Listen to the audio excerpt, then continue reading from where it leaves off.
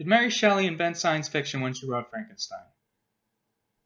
This is a common claim made on the internet. It's very common.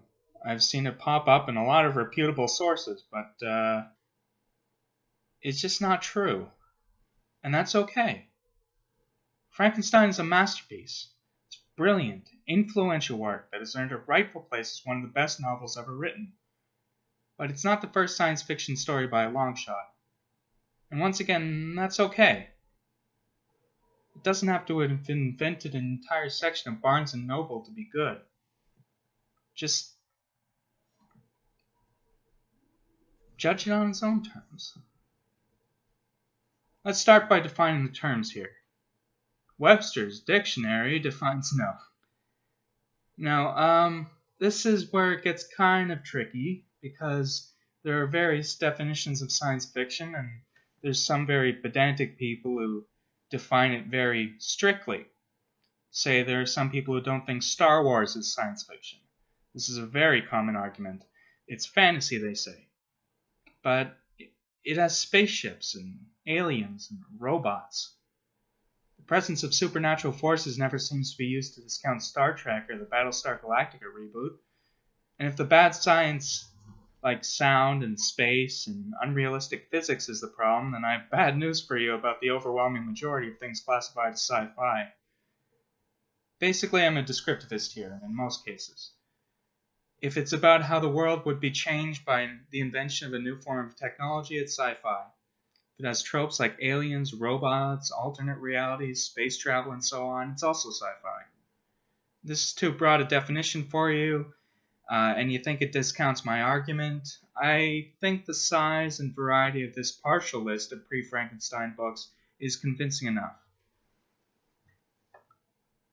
Let's start way back in the 2nd century AD with True History Part 1 by the Greek philosopher Lucian of Samosata. This is a work of satire. It's basically parodying tall tales put out at the time that were marketed as truth. This is a sort of an attempt to say, don't believe everything you read. This is the earliest work of what can be called science fiction that I can find, though there could be plenty that have simply been lost to time or that I haven't heard of yet. If you know of any, please let me know. I'd love to read it. And this is a great story. It's bonkers. It's hilarious. In the first section, like way towards the beginning, Lucian is brought to the moon when his ship is carried aloft by a waterspout.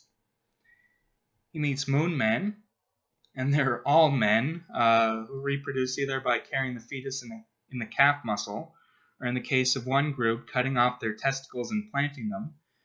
The result grows into a tree shaped like an erect penis that gives off nuts that shell out more men. Anyway, the moon's flora and fauna is described in detail, including vastly large 3-headed vultures used as horses by the moon men, or Selenites. The Selenites are engaged in a war with the people from the sun, or Heliots, a battle which Lucian participates in, and they lose, which is interesting. Other worlds are briefly visited, including a city populated by sentient lamps, before Lucian is returned to Earth for further adventures.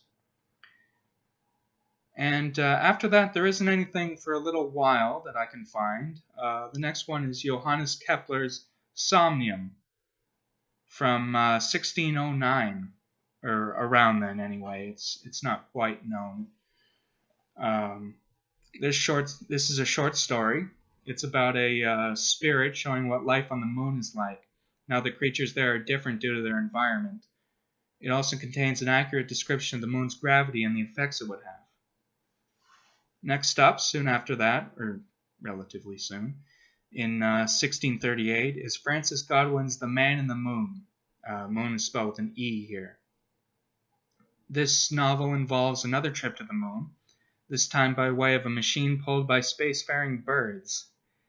I love this early stuff. It makes no sense. The moon people here are giants, have clothing of a color not existing in the normal color spectrum, a language composed of musical notes.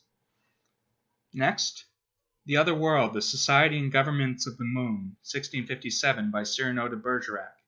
Yes, Cyrano de Bergerac was a real person, and he wrote sci-fi. Who'd have thunk it? In this, Cyrano travels to the moon, again, where he meets a race of giant quadrupedal beastmen. As a reference to Godwin's story, these Lunarians, at least the upper classes, have a musical language. Their books, interestingly enough, are clockwork music boxes, some of which can be clipped on the ear for long journeys. Predicting the audiobook, perhaps? It's something to think about. Cyrano wrote a follow-up release in 1662 called The States and Empires of the Sun, where he travels the surface of the sun, and converses with the people, creatures, and talking forests there. It sort of ends abruptly without him returning to Earth, so there's something lost there, but it's still really interesting to read. Sort of predates Gulliver's Travels in the type of satire and commentary on human nature. Anyway, next is The Description of a New World Called the Blazing World, 1666, by Margaret Cavendish, Duchess of Newcastle. In this story, a woman travels to the North Pole, where she enters some sort of portal to a parallel world populated by intelligent, upright animals of various kinds. The blazing world is so called because the stars are so bright, the night is just as illuminated as the day. Next, Micro-me-ga, 1752, by Voltaire. A giant, and I do mean giant, alien from Sirius travels the cosmos after he's banned from his planet for heretical scientific views. He meets a significantly shorter man from Saturn, who is still much larger than the average mountain on Earth. The two go to Earth, where they are shocked to find thinking, reasoning creatures smaller than they ever thought possible, and they have sort of a philosophical discussion. Next, a journey lately performed through the air in an aerostatic globe commonly called an air balloon, from this terraqueous globe to the newly discovered planet Georgium Sidus. Man, that was a mouthful. 1784, by an anonymous author named Mr. Vivenair. This is a short story, though the title would fool you there, involving travel by hot air balloon, which had just been discovered, to the planet Uranus, which had also just been discovered.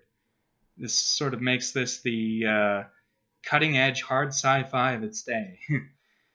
Uranus here is populated by giants who have two heads and two bodies attached to each other at the back, which act contrary to one another. They're two-faced, in other words. This is a dull attempt to capture the magic of Swift's Gulliver's Travels, but hey, they can't all be winners. And lastly, Knickerbocker's History of New York, 1809, by Washington Irving. This is a satirical history, but it contains a short hypothetical about moonmen, here called lunatics, invading Earth and subjugating its people, as the Europeans did to the indigenous populations of the Americas. The lunatics are green-tailed and carry their heads under their arms. They use weapons that magnify sunbeams and ride hippogriffs. So there we have it. That's all the ones that I've read anyway, and all the ones I've read and heard of. Well, obviously I haven't read any that I haven't heard of, but whatever. I really like early sci-fi because of just how bonkers it is. They didn't understand how science worked the way we do. I'm sure the modern sci-fi will be, or the sci-fi of the modern day will be just as silly to people in the future. But I love the imagination and the inventiveness of this genre. So why make this video, you ask?